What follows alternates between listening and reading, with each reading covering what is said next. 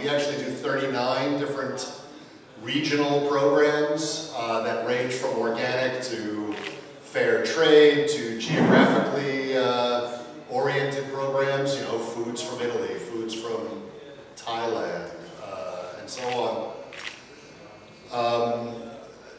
With regard to the African program, this was our last program endeavor. But the bulk of the employment, the bulk of the product selection, and certainly the bulk of the linkages to smaller scale farmers comes in fact from small and medium scale processing companies. So that's my role, and that's what we do basically. As time went on, we started working in emerging markets, so Africa is not the only place we work. It's the one of the ones that got the most, I guess, media attention because no one else was doing it. In the case of Africa, that was our most recent program. We actually do 39 different regional programs that range from organic to fair trade to geographically oriented programs, you know, foods from Italy, foods from Thailand, and so on. With regard to the African program, this was our last program endeavor. It was the most recent one. We started that about 9.5 years ago. We were able to work with what ended up being 872 companies across 16 countries in Africa. From that, we grew a distribution predominantly in the United States. Distribution grew from 0 to today. We have about 27,000 supermarket chains that feature an African specialty foods category alongside all the other mainstream categories of French and British and Italian and Chinese and so on. So that was good. We already mentioned that you have your operations in several other countries, including Europe. You mentioned that you are working with several companies coming from the Western Europe. Is the Balkan foreseen on your program? No pressure. Is it? Yes, it is. You know, one of the things that allows us to do what we do, we're a private company, so we're unable to take on large-scale products without a reasonable amount of support from various other actors. And those actors come from government, they come from donors, they come from other players in the private sector. And, you know, looking at the African model, which is probably the most challenging, I think, that we've done, and we've done similar programs in India and Southeast Asia and South America. So to answer your question, yes, it is. We would really need to see a cohesive effort,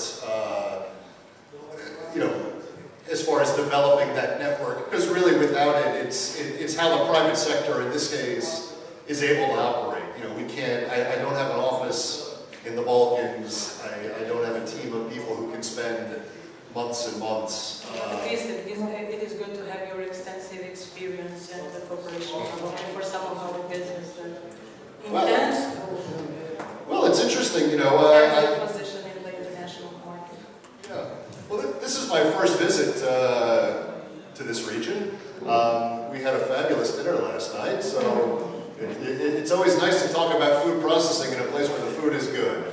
If you ever try to develop food products in, well, in Uganda, let's say, the food in Uganda is not that great, and I apologize if anyone's from there, but, you know, so, you know, when we're developing products, or working with companies to develop markets for those products, we really look at a few different categories. One, of course, is price. You know, you can compete on a commodity-driven level. certain countries, for a variety of reasons, produce less expensive commodities than others, and that's a reality. We also look to develop uniqueness, and by uniqueness, what do I mean? I mean things that are very indicative of the cuisine of a particular country. I love working with companies who sort of capture the essence of a particular region. So, and you can see where this has been successful. If you look at something like Indian food, everyone knows what they eat in India, right? Curry, or yes. Or Italy, or so there are countries that brand themselves very well with the cuisines that they're known for, and this becomes their trademark in the international market. So I can go to a consumer in New York or in Paris, or it doesn't matter where, they all understand Indian food. Now, does anyone know what they eat in Nepal?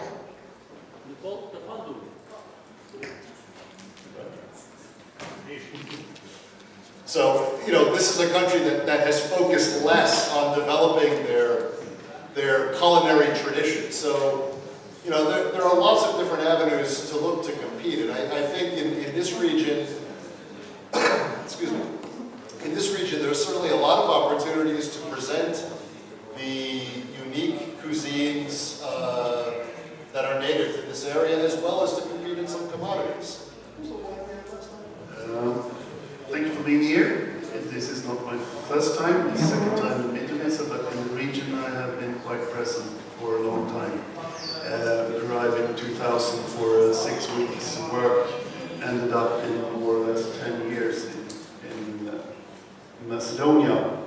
I would like to give you a very short presentation of myself, and the first one is a little bit of a test, perhaps. When I put which year I'm born, and that is the same year as the Rome Treaty. So by that I also want to say that the EU is very close to me and important. I'm very much in favor of the European Union. That's why I do that. So I will not say which year I'm born. You have to figure out if you don't know it. You have to figure out by yourself. It's easy to know if you find the date of the Rome Treaty.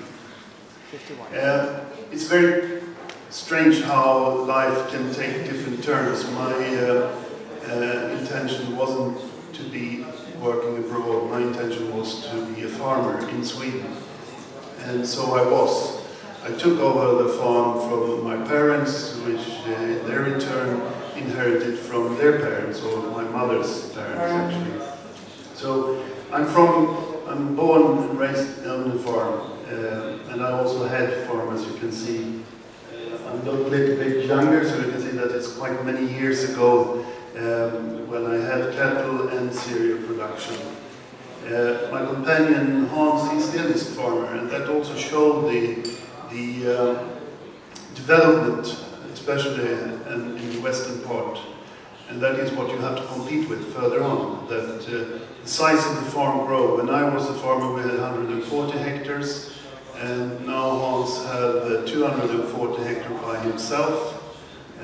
We were two, now he's on his own. So it's changed a lot. Had the same number of heads, something like 40.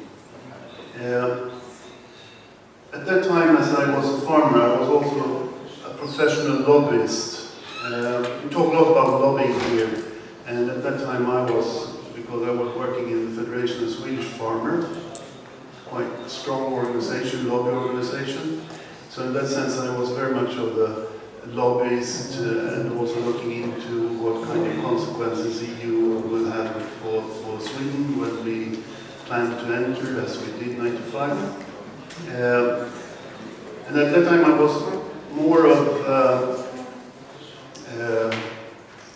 looking into, not arguing, but at least discussing with the authorities, different authorities, and try to make them take the right decision and do right things, as we at that time didn't think they did. Then I was, as you also can see and have heard, that I've been mostly in Balkan for 10 years, and after that I went back home. The tricky was to find a decent job there. I didn't want to be in Stockholm. I wanted to be a little bit north, or where I now live, and therefore I ended up in a governmental authority, which seems to be a little bit strange when you have worked all the time as a farmer or consultant, which I have been for economy and so on, and then ending up in a governmental body taking decision or at least try to give some incitament to small and medium enterprises these days. So my role in that organization today is actually to say yes and no to small, medium-sized entrepreneurs, businessmen who want to have some funding for their development, and it should be innovative development ideas that they have for the rural area, to develop the rural area. So I work with the rural development these days. So thank you, Mr. Lundin. Your experience is a good example for our businesses here, because starting from a private farm and then moving to the government authorities, then it's a good example how, for example, a person coming from a private business may influence some of the important decisions that might be taken from the governmental side, and probably where the other private businesses can benefit for. That's actually how our approach is, that we have to have a very tight dialogue with the businessmen, and with the small means we have, we are not loaded with money. Even if Sweden is seen as a rich country, we don't have lots of money to spend from the taxpayer. So it's very important, of course, to have a very tight dialogue with the entrepreneurs to find the best way and best tuning to use the funding that we have. Thank you, Mr. Lundin. Danas će prezentovati maher, dove thanë sot me ne, është një prej biznismenëve të suksesshëm të agrobusinesseve tonë në Kosovë. Pra është fjala për menaxherin e kompanisë Asfood, që thamë është një prej kompanive të suksesshme për prodhimin kryesor. Zoti Namoni, faleminderit domethënë edhe një herë për ardhmën tuaj, dhe a mund të na ndani edhe ju eksperiencat tuaj, domethënë aktivitetet që i keni brenda kompanisë juaj dhe si kompania juaj ka gjetur veten, domethënë treguni Kosovës dhe për te, që mund të jetë një shembull ndoshta edhe për bizneset që kanë një synim të njëjtë sikur edhe ju. Okej, faleminderit. Unë jam Martin Namoni, menaxher i projekteve dhe eksportit të kompanive familjes tonë, kompania Asfood. Jam i lindur këtu, po i rritur në shkollën në Londër. Ndoshta është më lehtë për mua po këtë prezentim në gjuhën angleze, se para anglisht. Okay. In that case, I'll continue in English. I think a basic background of the company is Asfood operates in 4 different fields of agriculture. We're a relatively new company, started up by 3 brothers in 2008. One of them is my father. And the company itself, as I mentioned, operates in 4 different fields. The first thing they did was, when they set up the company was set up as a direct result of the privatization of some land. And this land is slowly now being converted into a model apple and raspberry orchard. We've gone with the European systems, very similar to what you'd see in the Tyrol region of Italy, with the anti-hail systems, with the M9 variety of apples and everything like that. The second operation of the company, and the one that we're most well known for, is our food and drink processing. This is a range of premium food and drink processed products, with a large focus on specialty products ranging from the Balkan region, stuff that we've kind of developed and catered for ourselves. The third area of operations for our company is fresh mushroom growing. This was started as a pilot phase a few years ago, and now we're looking to expand on this. And the fourth and largest of our operations, still hasn't technically started yet, is a project we did together with the Ministry of Agriculture for a very large fruit and vegetable collection, storage and packing facility. This will cater to, well, we hope this will cater to the region, to our region in Eastern Kosovo. We will be working directly with roughly 10 times more farmers than we are with initially. And we will be buying, storing, packing and basically selling the products that we take from these farms. I think in general this is just a very quick recap of what the company does. I don't want to kind of bore you all with more details of each one of the operations, but we've been selling our processed products since mid-2011. So far we've exported to 9 countries, predominantly EU countries, but also regional countries and the US. And we're looking to expand at that, but also now we've contracted the export of fresh fruit and vegetable productions to European countries. So we hope that this will be a big plus, not just for our company, but for the farmers that we buy these products from. Thank you, Mr. Namoni. So do you have your offices just in here right now, or you have offices outside of Kosovo as well? Right now we're all located in Eastern Kosovo. I also deal with the future development of the company, and there are projects which call for an international expansion, but those are merely going to be representative offices. Initially we will be starting, I believe, in a few weeks' time in Albania. We'll be with an office in London by the end of the year, and hopefully more offices very soon. Very good, thank you very much. So from Mr. Namoni, then the same question is also for the expert coming from Macedonia, Mr. Mishevsky. So we already did a brief introduction about your company, what company is doing, about the prize that you already got in Stockholm. Can you tell us more, for example, your role, your company, and how you achieved this with your activities? My company, Nova Solutions, is practically web marketing agency, which also do development of different kinds of applications. My personal background is also in, let's say, sustainable development. I work in Farmers Federation of the Republic of Macedonia and in the S-Farm project. Stan Rooney was my boss. Starting from that point of background and turning into the IT sector, I developed the idea of farm market, connecting local farmers, small farmers, with local buyers.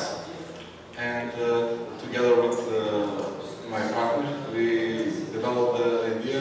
We applied for a contest to Ericsson, and we won the second prize. I think we have the video here to show shortly about what the application is for. Yeah, so we will learn more about from this video about your activities. Okay.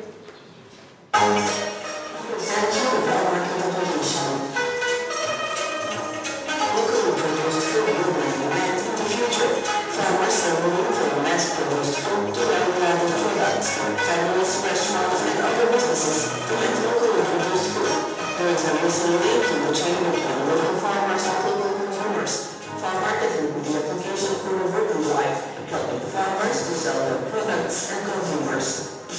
Our solution is innovative.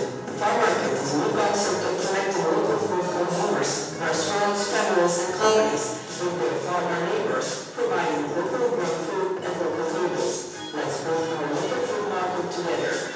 Farm market supports organic farming initiatives, sustainable agriculture, and community-supported agriculture. Application. We developed working application prototype, native and great application for helping farmers to sell their fresh products and providing local food consumers, families and companies to purchase locally. Backend and web administrative application for farmers and native iOS application is in development. Welcome to Farm Market. In the application, you can sign in or try first. Search your location or search your GPS. Choose from the menu.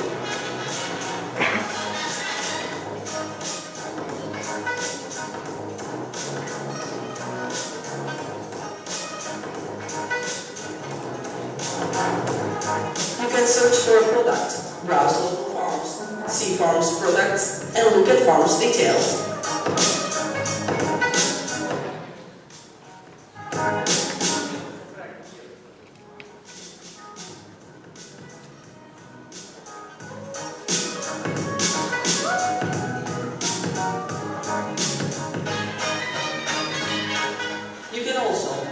products from farms, add products with search, delete added products, and order the products.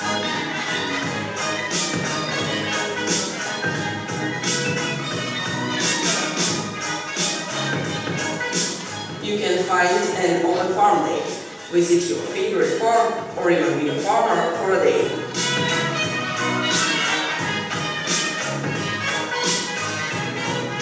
Business potential of the project. First phase, pre-application with mobile ads, over 10,000 users. Second phase, subscription-based model for farmers, freemium, over 100,000. Third phase, transaction-based and in-app promotion, over 1 billion users.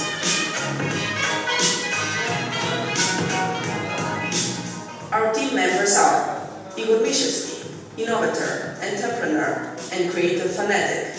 Alexander Balalovsky, experienced developer and free software advocate.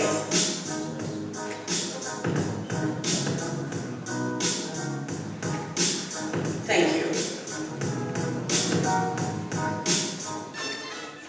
Posaçërisht krijohen probleme kur është çështja e produkteve të agrobiznesit, të cilat kanë një afat qëndrueshmërie të vogël dhe çdo pengesë e qarkullimit të lirë të motrave krijon edhe humbje të bizneset aktuale, në këtë rast të bizneset e agrobiznesit dhe bujqësisë. Në seodë ekonomike, roli ynë është ndërmjetësues dhe unë me qëllim më herët e thash që në kuadër të udhës funksionon edhe gjykata e arbitrazhit, bëjmë përpjekje që përmes bashkëpunimit tonë me odhat e rajonit të vendeve të ceftës të zgjedhim këto probleme. Ne probleme kemi pas për shembull të produktet e agrobiznesit edhe me Shqipërinë, ka qenë aktuale problemi patates, ose tani kohës së fundit kemi ankesa si pasojë e liberalizimit të tregut, humbje apo probleme që janë krijuar te prodhues të qumshtit dhe përpunues të qumshtit. Ne si vend në zhvillim dhe ende jo e njohur në të gjitha vendet e Europës, problemet janë të theksuara dhe në këtë rast edhe shpesh herë kanë krijuar probleme të konkurrencës jo lojale, çështja e qarkullimit të motrave në Republikën e Kosovës. Mirë po jemi në nënshkruese e marrëveshjes dhe duhet të bashkëpunojmë me dialog dhe marrëveshje të zgjidhim të gjitha sfidat që mund të dalin nga kjo marrëveshje. Morë në përgjithësi është pozitive, por edhe bizneset tona dhe produktet tona duhet të jenë në nivelin e konkurrencës. So, Mr. Taylor, what are the potential of globalization of small and medium-sized agribusinesses from emerging markets? Can you provide us with a few examples on this? What are the potential of globalization for small and medium-sized agribusiness from emerging markets? Can you provide us with some of the examples on this issue? Yeah, sure. Look, as I said earlier, you know, the food industry is overwhelmingly made up of small and medium-scale enterprises. The biggest challenge I think that any one of them have from any region of the world is understanding their own competitive advantage. A couple of years ago, there was a report out that there was a bee shortage, you know, honeybees. There was a bee shortage in North America, and lo and behold, I started getting samples of honey from pretty much, I'm going to say about 40 different countries in the world, all, you know, seeing that as a market opportunity. Unfortunately, what none of them didn't do was to research what the retail landscape looks like as far as price points, as far as quality standards, as far as you know, packaging standards and so on. So of course, none of them actually came to fruition because of that. So, you know, the opportunity for small-scale, you know, small and medium-scale food processing is enormous. You know, the food industry is the perfect blend of art and science. You know, it's It's creative in the sense of developing brands and marketing strategies, identifying markets, promotion, and so on. It's science. It's, you know, developing shelf-stable food products, developing, you know, working with input providers so farmers can get better fertilizers or better irrigation equipment, and so on. It's also one of the few sectors, and I actually can't think of another one. I love the food industry, so I've been in the food industry for over half my life. Look, you know, it's one of the only industries where you can see true economic development at an inclusive level. You know, you can involve, the food industry starts from the farmer, goes into processing, goes into marketing and transportation and packaging and all the way to the retail. So, you know, from a development standpoint, there are very few other industries that can do that. You know, if you look at, you know, in Africa, you know, there's a big focus on agriculture, and then also on, you know, textiles is another big industry. I have no idea where my shirt was made, and I don't care. It's, you know, it's not something that I as a consumer would focus on. But I know exactly where every single piece of food I eat comes from. I enjoy the cuisines of different countries. I enjoy, you know, the fresh produce from, you know, I know that Mexico has a great strawberry harvest this year. You know, how do I know that? I don't know. But, you know, so, you know, you're able to, you know, within the food industry, you're able to not only provide that platform for development and business, you know, at the end of the day, this is a business. But to be able to blend those two and to create, you know, a brand, and whether that brand is Kosovo or it doesn't matter where, you know, the food industry has, you know, gives you that opportunity, and small and medium scale production is by far, again, you know, the bulk of where you see that sector growth. How much time do we have? They are, of course, enormous. The EU country, or we talk about EU, I would like to stress that EU is 28 different countries. The differences between them by size, by number of citizens. For example, Sweden, Germany. Sweden have 450,000 square kilometers, one of the largest EU countries, but only 9.5 million citizens. Germany, 350,000 square kilometers, 82 million. So of course there is huge differences just by showing those figures. We have also the differences. So we look very much, if I look from the Swedish perspective, it's very much of the challenge we have regarding our other colleagues and other colleagues in other EU countries, rather than the global market. On the other hand, the global market is there, will be there. But then we come to what I want to, a little bit what Jim said, it's a complex branch. We talk about food and we become served it, and that's easy to see what we are served. But before it arrives to the plate, there's lots of other things to think of. And Sweden is a country which imports more or less 50% of the foodstuff these days.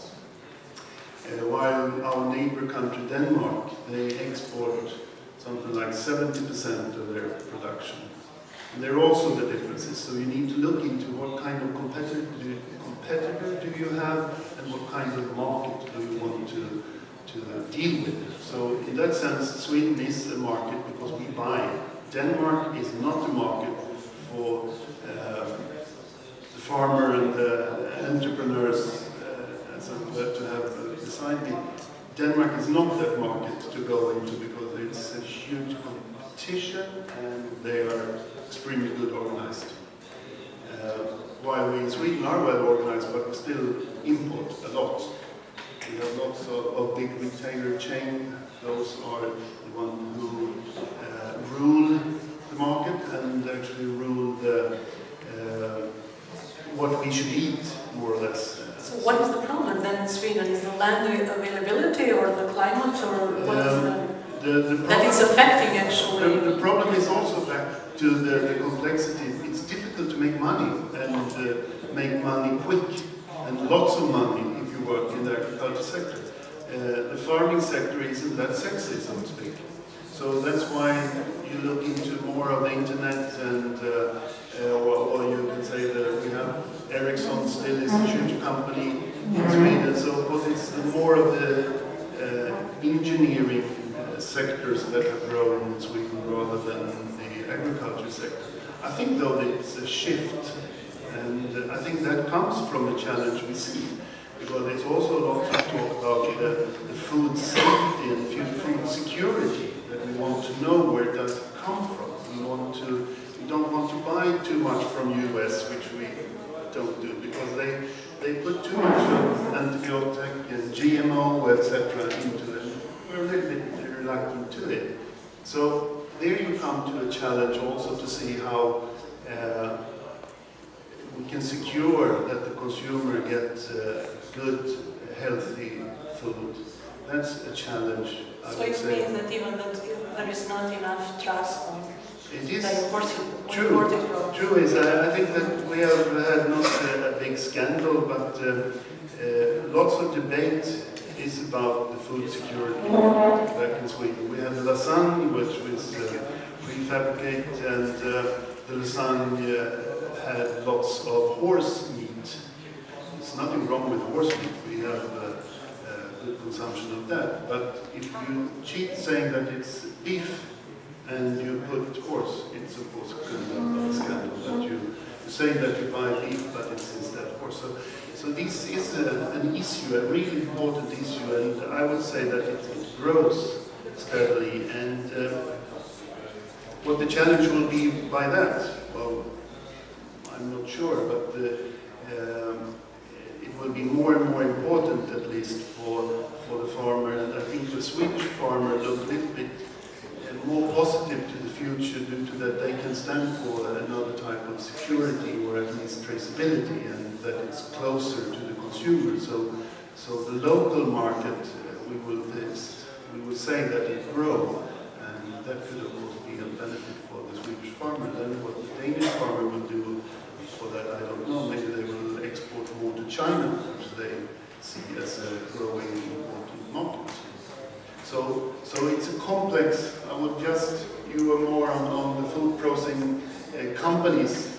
It's a complex branch, and it's a difficult area to look into. So the challenges are there, and how to tackle them. That's something that, back to what I talked about, that we need to have a close relation and discussion with the businessman, both processor and farmer, and let's see how to contribute as much as we can from the administrative point of view. Thank you, Mr. Lunding.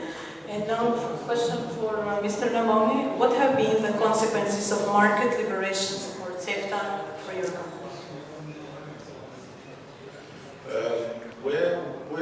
We as a company have two major problems. So I think the biggest major problem that we face is the incredible amount of competition we have in regional countries. We as a company are very new, especially in the food and beverage kind of production sector, and there are companies that have tens of years of tradition and history producing regional companies, not companies from Kosovo.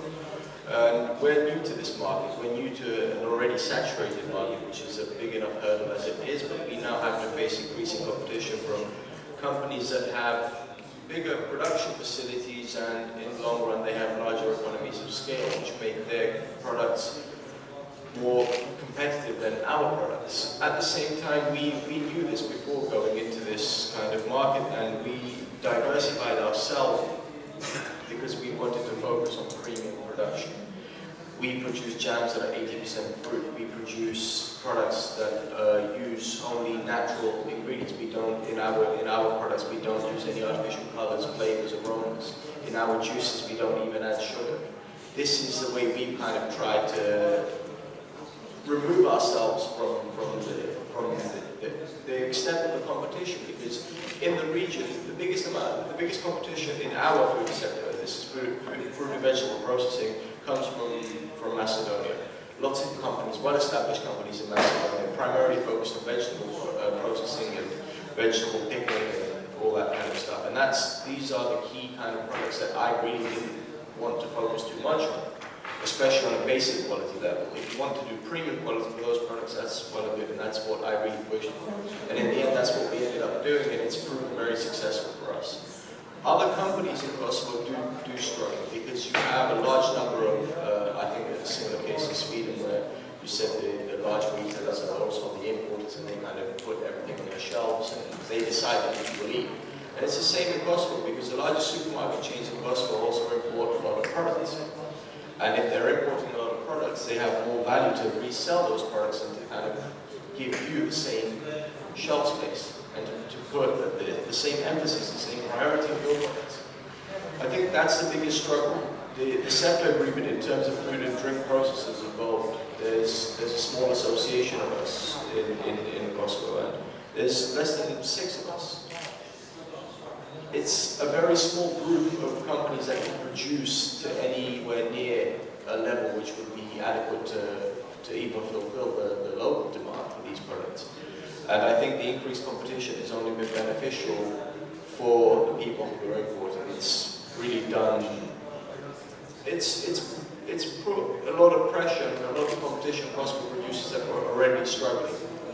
And I think, okay, there's, competition makes you more competitive, it makes you search for things and you to be innovative. But I think when you're talking about basic food kind of and vegetable pickling and processing, you can only be innovative to a certain level, and then it kind of gets very similar after that.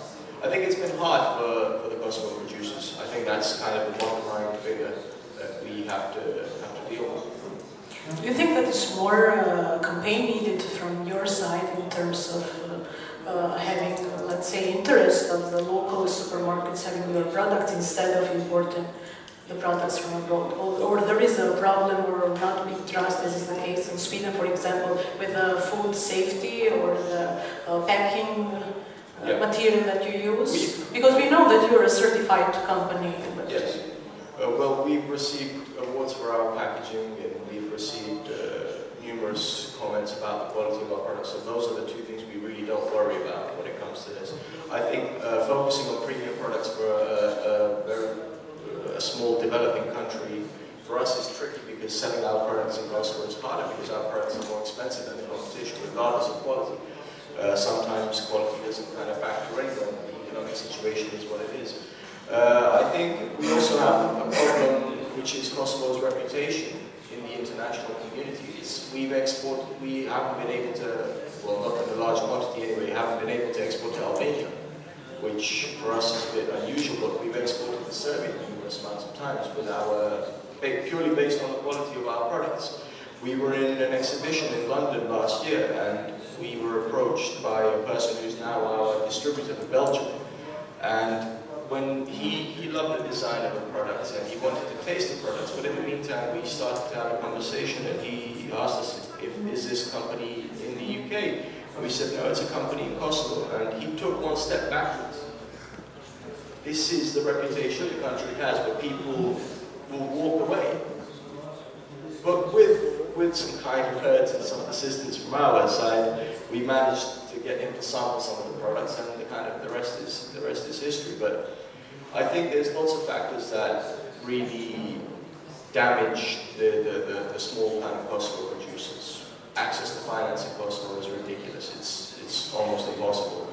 Access to international markets purely based on Kosovo's reputation is often quite hard. Access to the domestic market is very hard, because the market is saturated and there is no initiative, there is no scheme to prioritize Kosovo products on a full-scale level where the supermarkets are on board and they get more shelf space and more openings just for that.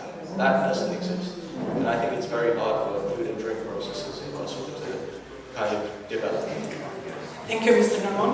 Now for Mr. Krzyzewski, how can an agriculture company gain competitive advantages by using innovation and technology as it works? I can say that we already did some kind of project in this area using social media, internet marketing for promoting special types of food products, and it was very successful. Sometimes in terms of doubling of sales of those products, and also the technology generally can help a lot in different segments of the value chain, starting from the products from farming to transportation, processing, to the shelves in the market. So, speaker says there are lots of problems in the value chain. So we should start seeing them one by one and try to find some solution. Sometimes the solutions can be like an IT solution. So I think the IT sector can help a lot with the agricultural business. Because of that, we are doing all the things that we are doing now.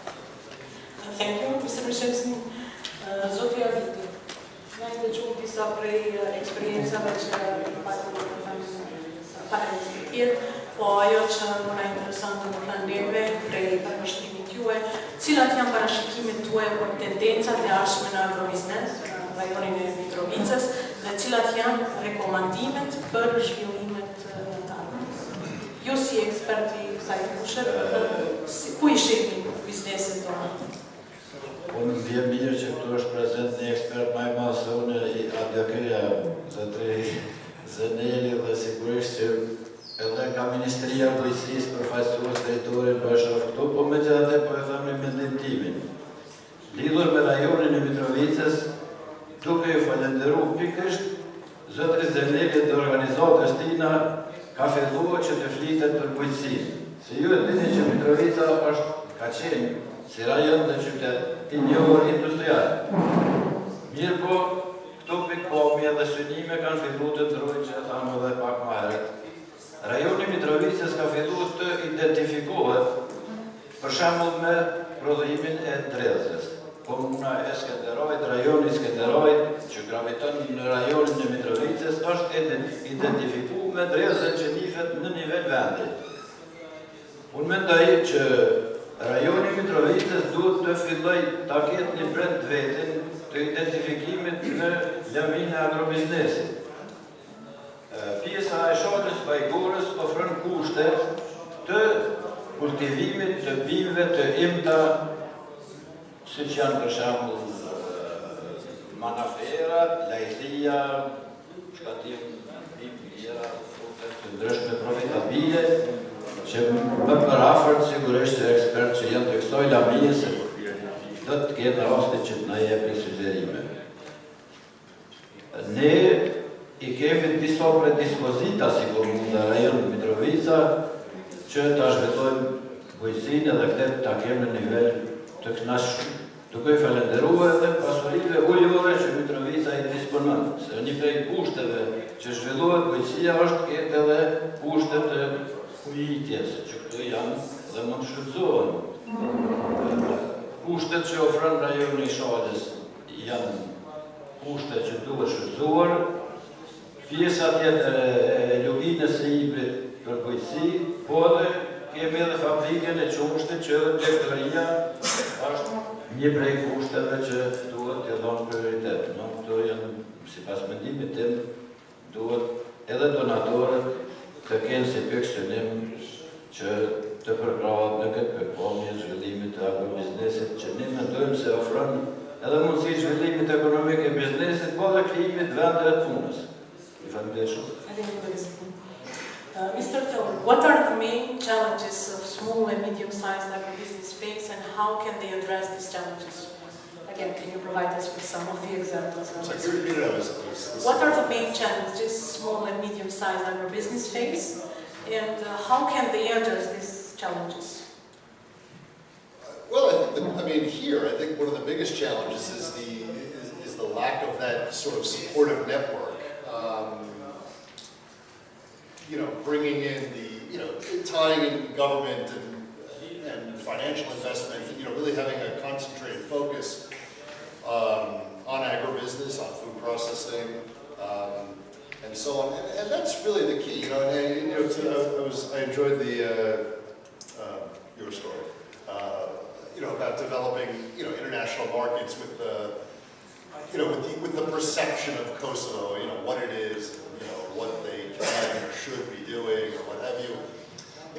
We had a similar experience. A lot of the programs that we've worked on are very easy to sell. I'm no marketing genius because I can sell French food. Everybody buys French food. It's well regarded in the international community.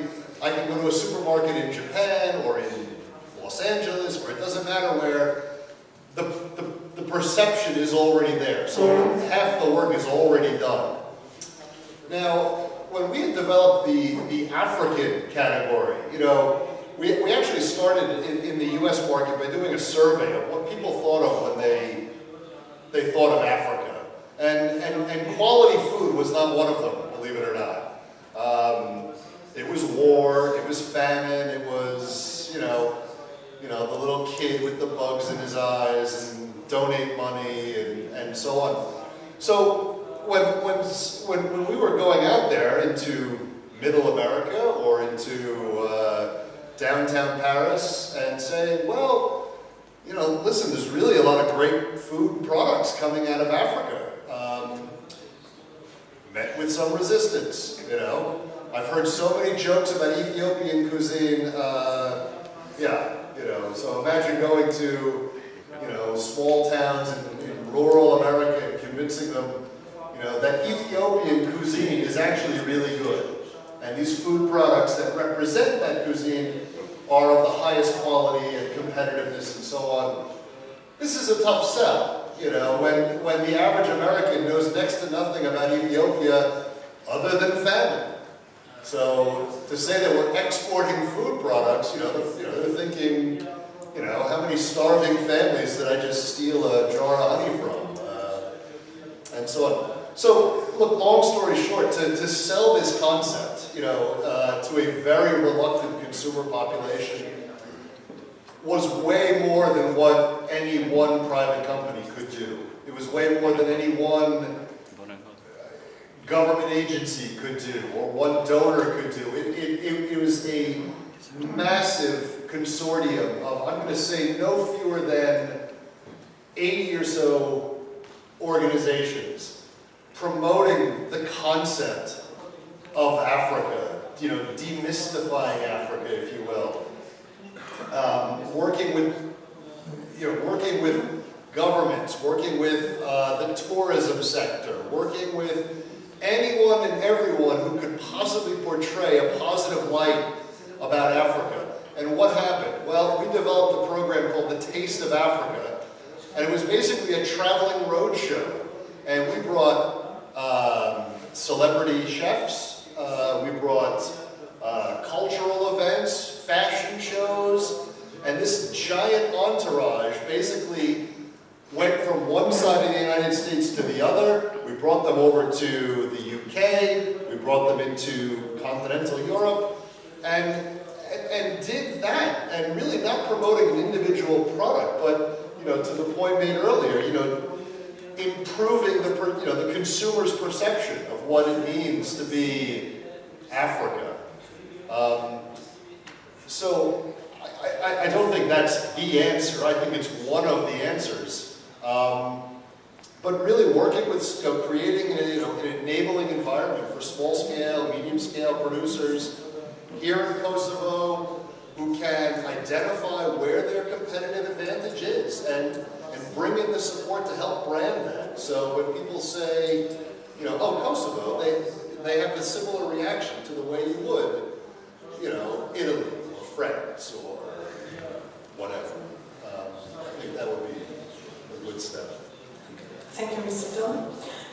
Mr. Lundin, what are the expected trends related to agriculture inside the EU? What are the expected trends related to agriculture? I think I mentioned some of the trends before. I will continue, and I will also talk more about these chefs, the importance of having some luxury meals from time to time. And I think that that is a trend, at least I would say it's a trend in North Europe, where you have the differences between how you consume weekdays and what you consume weekends. And it's a huge difference. You have fast food during the weekdays and luxury more of at least during the weekends, which was set another type of also